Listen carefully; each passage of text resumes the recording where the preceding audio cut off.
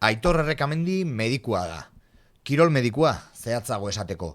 Eta azken urteotan, errehabilitazio eta kirol medikuntzako zentro batean ari da lanean. Aitor, egunon. Egunon.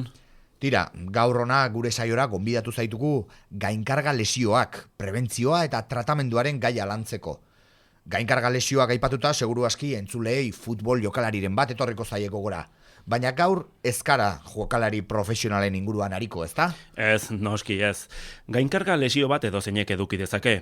Egia da, kirola gero eta intentsitate handiagoan eginez gero, edo iraupen aldetik gehituz gero, gainkarga lesioak gehitu egiten direla, baina edo zeinek izan dezake.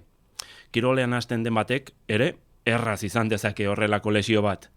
Eta hau guztia kontuan hartuta, nik ez dakidana da, halako sailkapen moduko bat egin daitekeen. Bai, ikusi, lesioak sailkatzeko garaian sailkapen asko egin daitezke, baina kasu honetan nik uste dut erraz ulertzeko bi lesio mota zarituko garela.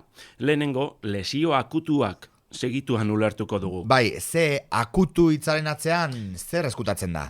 Hori da, bapatean saskibaloian ari gara, eta zaintiratu bat izaten dugu edo txorkatila okertzen dugu. Hori bapatean gertatzen den lesioa da. Traumatismoa nahiko importantea izaten da, eta beraz, lesio akutua. Beraz, gauza puntual bat da, mementoko lesio bat. Halaxe da, eta behar bada gainkarga lesioak justu kontrakoak dira. Traumatismo txiki bat izaten da, baina askotan errepikatzen da. Eta horrek eragiten du lesio txiki bat, baina areagotu egiten den lesio bat da. Beraz, akutuak eta esango genuke gainkargak eragindako lesioak. Eta lesio hauek garrantzitsuak aldira, maiz gertatzen aldira?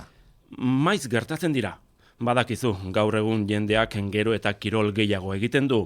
Jarduera fisikoak gero eta zabalduago dago, beraz, lesio horien frekuentzia gehitu egiten da.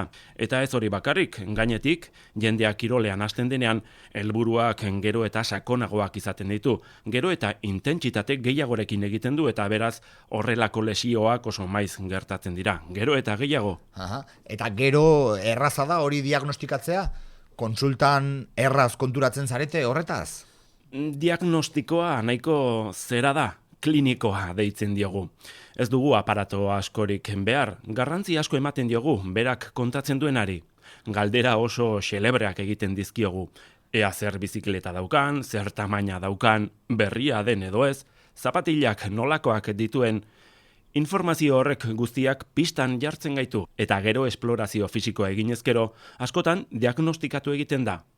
Besteetan, behar izaten dira beste nolabaiteko erresonantziak, erradiografiak, baina askotan, berak kontatutakoarekin askotan konturatzen gara.